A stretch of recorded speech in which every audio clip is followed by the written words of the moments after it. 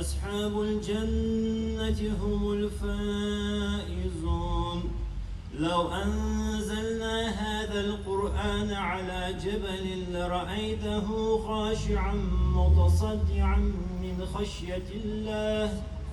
وتلك الأمثال نضربها للناس لعلهم يتفكرون.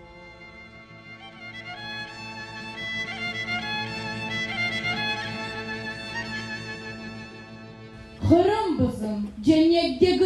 Hırımbızım vatandır. Biz gençler, vatanımızın gelecek nesilleri